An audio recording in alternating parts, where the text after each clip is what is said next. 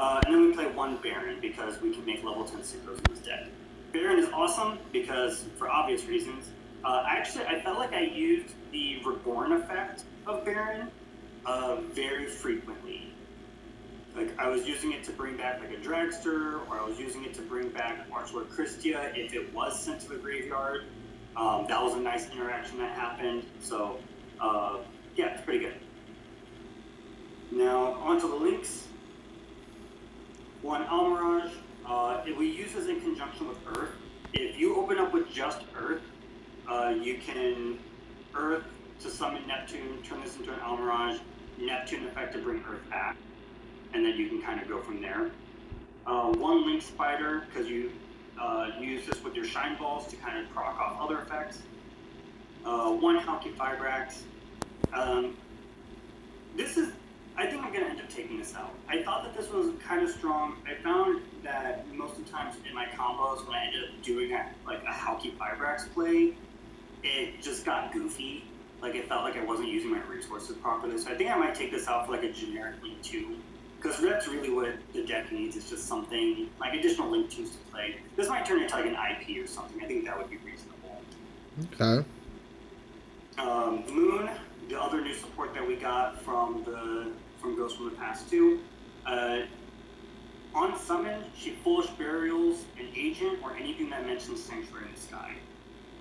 So you take 2 fairies to summon her, and then you send your Majesty from deck to grave, and then you special summon Majesty from grave to make a Link 3. She has another effect that you can tribute a fairy monster to target card in the field and destroy, which is pretty nice. It helps break like small boards or like force negates, because she's like, it feels good when the opponent has to waste a negate on this, because this is just like miscellaneous in the combo line. Yeah. Celestial Knight Parshat, MVP of the deck. Like, amazing card. Oh yeah. This card, in other, like the Parshat and Counter Fairies and everything, even in those decks, it didn't really do anything. But like in this deck, in Agents, this card is bonkers. You discard a card to add Sanctuary in the Sky, or any card that mentions Sanctuary in the Sky in its card text from deck to hand. But if you have Sanctuary in the Sky already on the field, this searches any fairy monster from deck to hand, which is amazing. Mm-hmm. The other effect is that if a fairy is sent to the graveyard, except during the damage step, you banish a fairy from the graveyard to special summon a fairy from your hand that has a higher level than the thing you banished. Yep. So your Shine Balls essentially turn into a Christia that you can summon Yep. off this card. Doesn't matter how they get sent, they just gotta get sent. Yeah, that's... Yep. You usually take a Shine Ball and turn it into a Link Spider to proc this. Yeah, that's one way to do it. Yep, that's the way I usually do it. So that way I can just get it on the field ASAP. Then we play one Access Code Talker because we make a lot of monsters. Sometimes it helps. I've mainly always summoned this a couple times, but I still recommend having it in the deck because it did save me those games that drew on board. And then Appaloosa, because it is another fairy, and we can usually put this with 3 to 4 negates in mid combo, which is nice. Why no of the Imduck? I feel like I'm fine with these two. Previously, I did try to make room for 2 Link Spiders, but I just found that I never really used the second Link Spider. So it was like, 3 negates on Appaloosa is alright, I'll accept it. Like, 4 is kind of like, you don't make 4 all too often, you can make 4, but it's like, making Appaloosa with 3 negates and then being able to extend with other card effects just feels a little bit better, a little bit more secure. And then the last 3 cards in the extra deck, this is something I actually got a lot of hate for, and people thought that this was kind of bad, but it won me a match, so whatever. Like, screw off to them. Mm-hmm. We played a small Zeus package. Okay. Skycalver Centura to Downer to Zeus. This is, you just take 2 Shine Balls and turn it into this. The one thing I realized when I was doing my initial playtesting is that agents don't really have an out to things like Dragoon. So this is your out to Dragoon. You just throw it back to extra deck. Yeah. And I have this saying that, like, sometimes Zeus just wins games. Yep. And it do be winning games sometimes. Yep. So that's it for the extra deck. A little bit of everything. You can play without the Zeus package. It does take up 3 spaces that you can use for like other synchro plays. I just found that there's sometimes in combos that you just have spare shine balls, so it doesn't hurt to like make this just as an additional safety alongside everything else. Mm-hmm. And then here's what I did for the side deck. So of course, side decks are always like they're Locals, right? yeah. Like, Yeah. Like it depends on your locals and where you're going against. But here's what I was using that helped me go undefeated.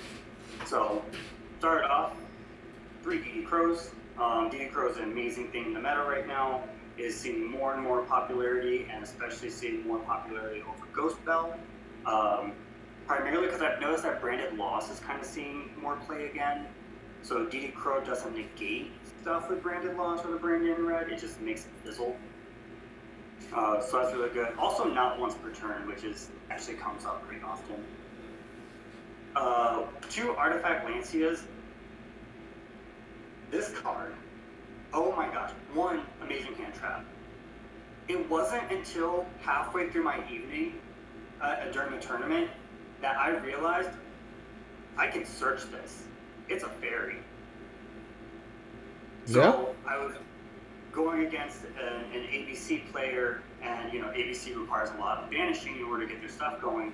And every turn, I was just pitching my top deck to search a Lancia, and just lancing them for 2 turns straight. Like, it's kind of nice when you can search hand traps, right? Like very impactful hand traps. Yep. So, and which also means that hypothetically, this deck can search Scythe, because Scythe is also a fairy. Yep.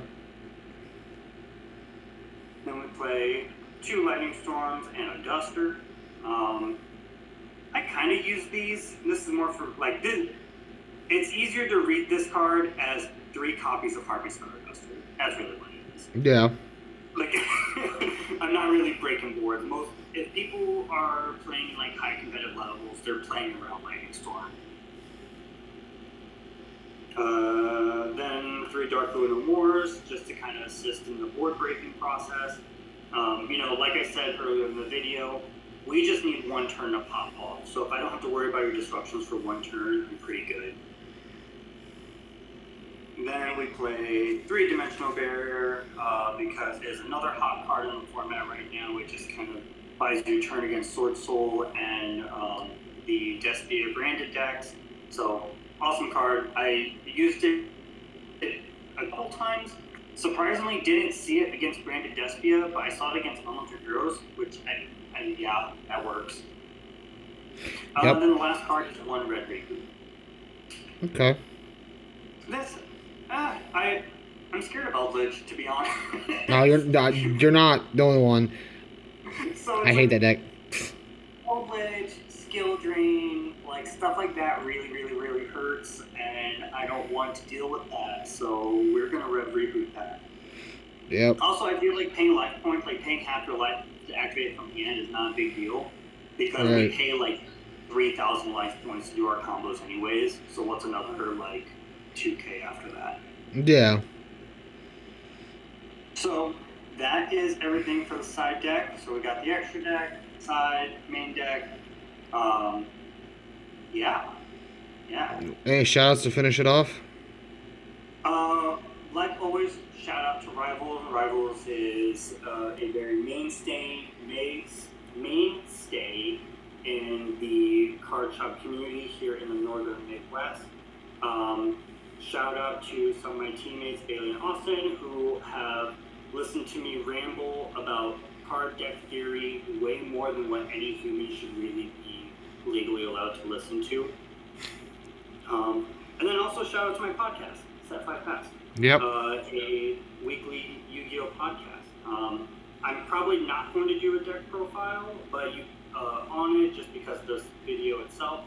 but I do other things such as like product reviews and archetype breakdowns and things that we're getting in Yu-Gi-Oh. So check it out. It's available wherever you get podcasts. You can also follow the podcast on Twitter at podcast. But yeah, this is Agents, Undefeated Agents, Christia Turbo, and yeah.